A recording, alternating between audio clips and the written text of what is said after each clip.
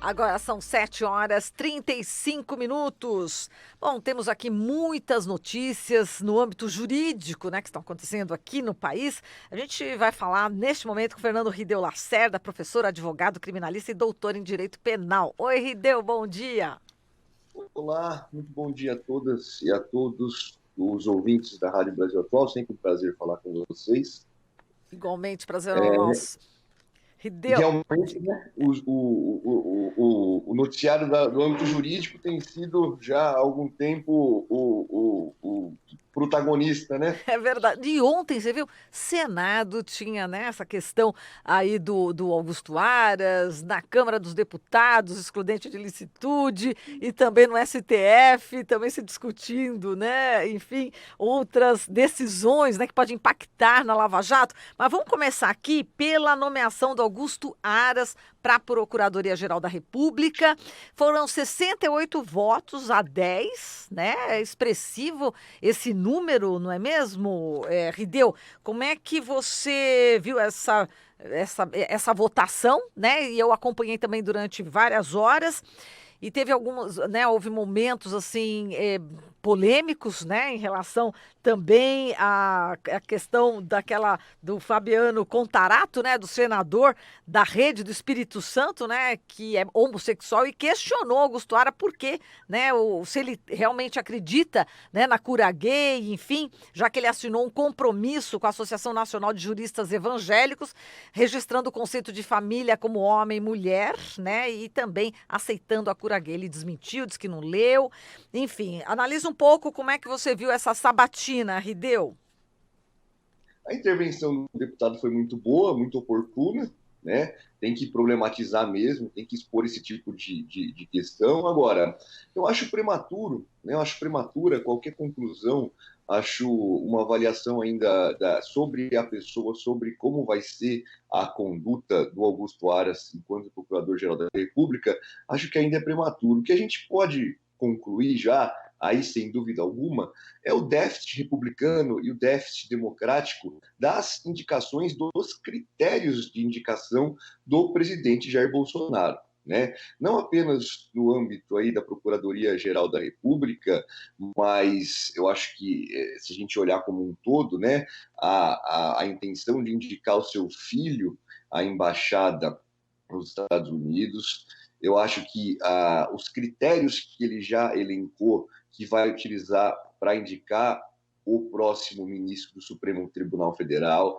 falou já em ministro terrivelmente evangélico, né? Ou seja, ao contrário dos governos Lula e Dilma, que por mais que não houvesse uma obrigação de se indicar o Procurador-Geral da República como o candidato mais votado aí de uma lista tríplice indicada pela Associação dos Procuradores da República, né? O fato de Lula e Dilma terem sempre indicado o primeiro colocado nessa lista, né, mostra o comprometimento com a liberdade da instituição, né? O comprometimento com uma visão republicana de como o Ministério Público deveria funcionar, indicando, não por critérios políticos, eleitorais, partidários, ideológicos, mas privilegiando aí a liberdade e a autogestão aí da própria instituição, né? Bolsonaro simplesmente acabou com isso. Não só não indicou o primeiro colocado, como indicou um cara totalmente fora da lista, né? É uma lista tríplice, são 3 nomes que são enviados, ele simplesmente ignorou essa lista, né? Ignorou. Não indicou, vou indicar quem eu quiser, enfim, vou buscar um candidato que tiver as minhas preferências ideológicas e veja, aí ele vai na ONU, vai em todos os lugares e critica, né? Falar, não, antes havia um governo ideológico, meu governo não é. Sempre todos os critérios, né?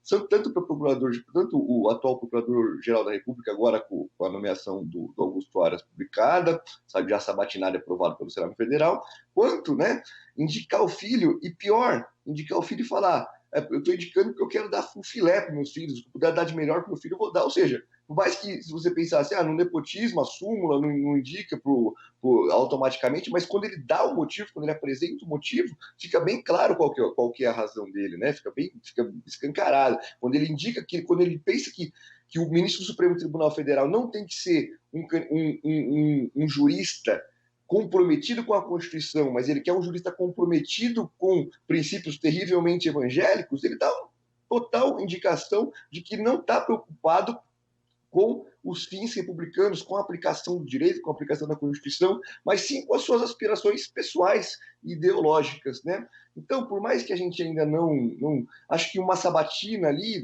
da forma como foi, eu acho que sim, o resultado foi expressivo, mas a aprovação já era tida como certa, né? Não vi ninguém que duvidasse aí, que questionasse acho que não vai dar, não, acho que a aprovação já era tida como certa, mas houve boas intervenções ali, ele respondeu de forma, né, um cara experiente, um sujeito experiente, com anos de vivência no Ministério Federal, soube sair das possíveis situações delicadas ali, mas acho que a gente, né, ainda é prematuro saber como vai ser, como pode se desenvolver essa atuação do nosso próximo Procurador-Geral da República. Ele foi bastante indagado em relação à Operação Lava Jato, né, Rideu? E aí ele disse que, enfim, elogiou a operação, mas é preciso correções, segundo ele, e questionado também sobre o tempo em que se fica na prisão, né, de forma provisória, né, 281 dias, né, de prisão provisória. Perguntaram isso, é razoável? Ele não é razoável, né, em relação a essa questão. Como é que você vê esse posicionamento dele? Não só não é razoável, né, não é nenhuma questão de razoabilidade, isso é um absurdo, né? O que se faz no Brasil com a prisão provisória não existe nenhum outro lugar do mundo que se tenha tantos presos com tamanha proporção de presos sem condenação definitiva, né? O Brasil é um caso único no mundo, né? Demora-se para julgar e julga-se, e essa demora se dá com o investigado, com os réus presos, né? Isso é um grande absurdo. Mas eu acho que ele também não tinha respostas diferentes para dar, né? Eu acho que o clima mudou muito. Um, o Procurador-Geral da República, na situação dele ali, se ele vira um entusiasta, um grande defensor, fala, não, a força-tarefa foi ótima, foi tudo perfeito, tudo lindo, do jeito que as coisas estão, com o clima já mudando, seria um grande absurdo. Por outro lado, se ele vem e critica e fala, isso aí não valeu de nada, foi tudo uma grande perda de tempo, uma grande farsa, que é a verdade, né? Foi tudo uma farsa. Não que não tenha havido, não que tudo ali tenha sido inventado, quando a gente diz que a farsa não é por isso, né? Não foi tudo inventado, mas o ponto principal ali, o que motivou, o que orientou a ação desses procuradores, não foi apurar crimes, não foi aplicar a Constituição, foi pegar fatos isolados que realmente ocorreram. Se você pensar, claro, é óbvio que Eduardo Cunha cometeu atos de corrupção, é óbvio que Sérgio Cabral cometeu atos de corrupção, isso está mais escancarado, mas foi costurada aí uma narrativa com fatos verdadeiros e fatos totalmente fraudulentos, totalmente mentirosos. Hoje já ficou muito claro aí, hoje já ficaram muito claras as mentiras, né? E que mentiras? Mentiras para perseguir pessoas com fins ideológicos, né? Com fins político-partidários. Então, costurou essa narrativa, essa grande farsa, essa ilusão que já está sendo desmascarada dia após dia, mas acho que ainda, no momento, a posição do Procurador-Geral da República teria que ser essa mesmo. Ele foi correto no seu propósito de se eleger Procurador-Geral da República, que é, de ser nomeado Procurador-Geral da República, que é mostrar uma posição de equilíbrio, falar, ok, houve coisas boas, houve coisas positivas, mas, por outro lado, houve excessos que já estão sendo desmascarados e revelados cada vez mais, né? Então, a posição dele foi ali sobre esse tema, acho que não poderia ter nada diferente. Porém, com relação à prisão provisória, acho que ele deveria ter sido muito mais crítico e incisivo, né? Até porque não é uma questão de razoabilidade, é uma questão mesmo de crueldade e desumanidade que se pratica no Brasil. Exato. Bom, em relação ao Deltan Dallagnol, ele disse também que não é possível também ficar perseguindo colegas, né? Colocou um pouco de panos quentes, né? Em relação ao desenvolvimento aí de tudo que o Deltan Dallagnol fez na Lava Jato, né? Mas ele colocou também que, se bem me lembro, lá Vamos é lá. preciso ter cabeças brancas Cabeças também brancas, nessa exato. tarefa. Faltou cabeça branca. Deu É. um ar crítico aí, né? Sendo que ele não vê, que não é o Deltan Dallagnol. Tem o senhor Carlos Fernando lá, que por falta de cabeça branca tinha cabeça careca, inclusive, né? Verdade. Bom, ô, Rideu, vamos falar agora sobre o Supremo Tribunal Federal, né? Enfim, 11 ministros vão decidir se os réus delatores, falando em Lava Jato, e, enfim, mas se réus delatores devem apresentar suas considerações finais em processos antes dos demais acusados, né? E se as ações que não seguiram esse rito anteriormente devem ter suas sentenças revistas. A gente teve o voto do ministro Edson Fachin, relator da Lava Jato, né? Enfim, que enfim, foi o único, né, que votou e disse que realmente ele descartou prejuízo para o réu no caso envolvendo a ordem das alegações finais. A gente está falando aqui desse caso, né, do gerente, né, da Petrobras, né? E você acredita que existe, o advogado, né, de defesa disse que um delator pode falar por último nas alegações finais e impedir a contra-argumentação do réu delatado? Isso é grave, né? Aqui está em jogo a discussão de uma ordem democrática. Como é que você vê também essa questão, né, das alegações finais e do réu, né? Enfim, o delator e o réu. A questão jurídica, ela é bem simples, né? Não tem nenhuma sofisticação, é só a gente pensar no funcionamento do processo penal, né? Como é que funciona o processo penal? O princípio do contraditório, né? O contraditório e a ampla defesa que atuam em conjunto aí para dar forma do processo penal. É muito simples, né? Se a gente pensar no processo penal como um jogo, a acusação fala primeiro, coloca-se aí a hipótese acusatória e a defesa fala por último. Por quê? Porque você só pode se defender quando você conhece a acusação. É bem óbvio, né? É bem óbvio. Qualquer processo penal que se diga minimamente democrático no mundo funciona dessa forma. A acusação coloca a sua hipótese acusatória e a defesa se defende falando por último. O que acontece depois de 2013, quando se intensifica esse regulamento, se expande o Instituto da Delação Premiada? Acontece que os réus passam a ser divididos em dois grupos nessas grandes operações, com muitos réus, né? Dois grupos de réus. Um grupo de réus delatores, que vão aderir à hipótese acusatória, vão servir aí como longa-manos da acusação. Muitas das vezes a acusação só tem o delator, né? Veja o que aconteceu no caso do Lula aí, só o Léo Pinheiro, que nem era delator, era um aspirante a delator, foi conseguir a sua delação depois. É a única fonte de que pode ligar o tal do triplex ao presidente Lula. Por outro lado, junto com esse grupo de delatores, do outro lado existe o grupo de réus que se defendem, né? Que exercem a sua ampla defesa. Então, veja, você, ao invés de ser só duas partes, aí, duas naturezas jurídicas de pessoas envolvidas, acusadores e defensores, você cria um meio termo, que são acusadores, delatores e defensores. Então, nada mais óbvio do que a sequência. Quem fala primeiro? Acusador. Depois, delator. Por último, defesa. É bem óbvio, né? Uma questão jurídica bem óbvia. Você não pode deixar o delator falar junto com a defesa. Imagina se ele traz alguma coisa nova. Como é que a defesa vai se colocar? Vai ficar sem defesa o processo. Então, primeiro fala a acusação, depois fala o delator, depois fala a defesa. Essa questão jurídica é bem simples, a gente tem trazido ela na advocacia criminal desde 2013, 14, quando começou, né, a se expandir a delação, mas só agora, algumas semanas atrás, que o STF reconheceu que realmente é o óbvio, né? Disse o óbvio. Primeiro fala o delator, depois fala a defesa. O óbvio, nada mais óbvio, no caso do Bendini.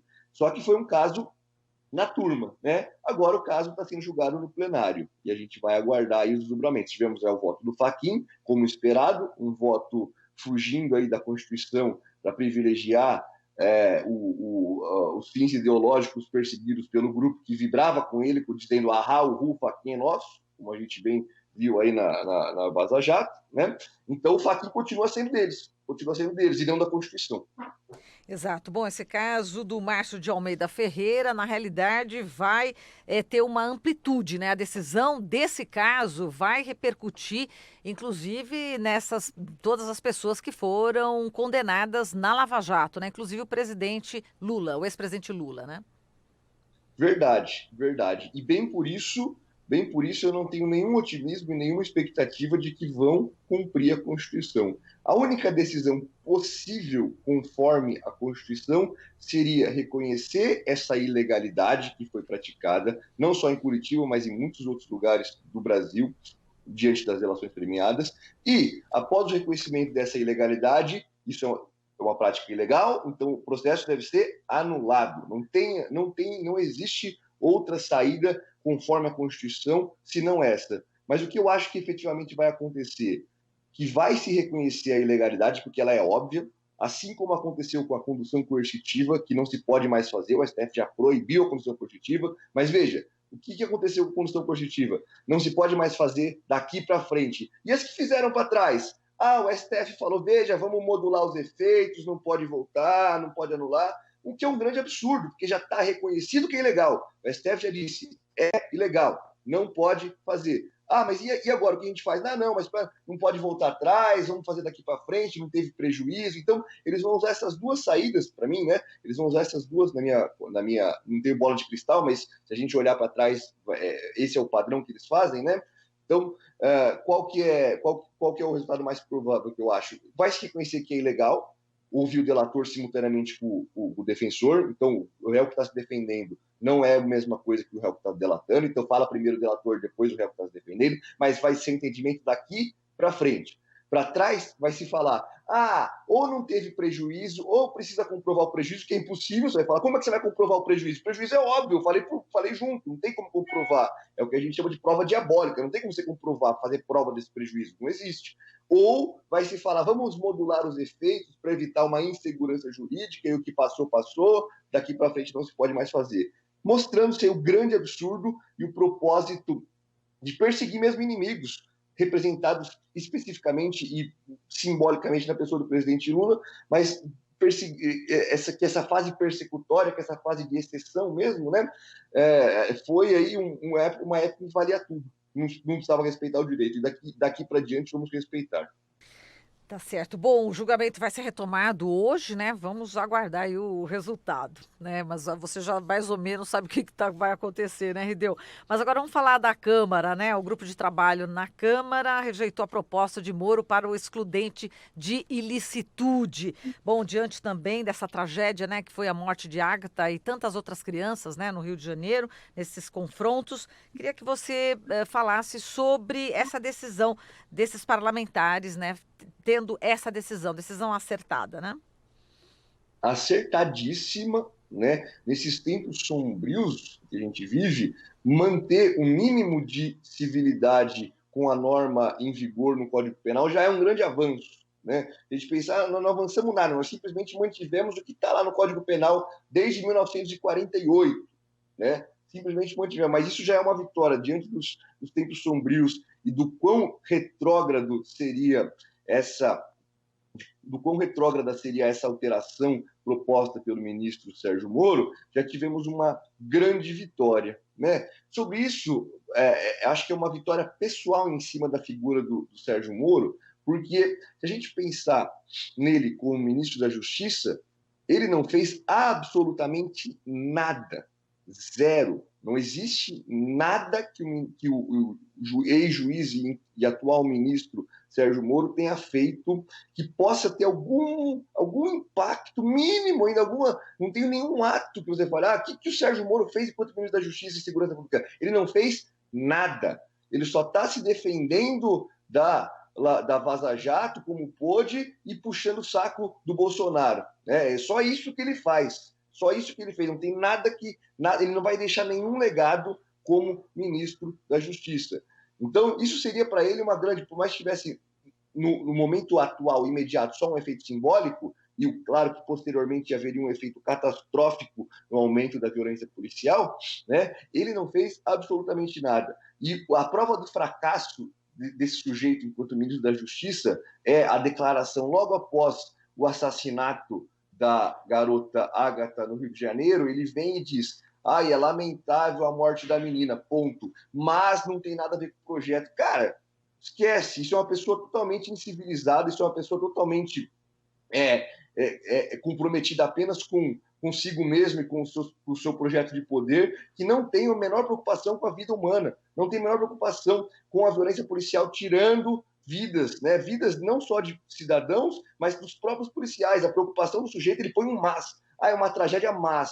Mas o quê? Não tem mais nada. É uma tragédia, ponto. Respeite o luto, respeite para não colocar os seus projetos pessoais de poder numa sequência, justificando, usando pessoas, usando vítimas dessa violência como relativização do seu projeto de poder, né? Então, é uma vitória tanto da civilização para os efeitos futuros, que seriam o aprofundamento da violência policial, e uma vitória atual e presente, escancarada, contra esse projeto pessoal de poder aí simbólico do ministro Sérgio Moro. Exato, o texto vai para votação no plenário da Câmara também. Vamos aguardar, né, Rideu? A gente agradece aqui a sua participação. Um grande abraço para você. Imagina, eu que agradeço, sempre um prazer falar com vocês. Obrigada. Falamos aqui com Fernando Rideu Lacerda, professor, advogado criminalista e doutor em Direito Penal.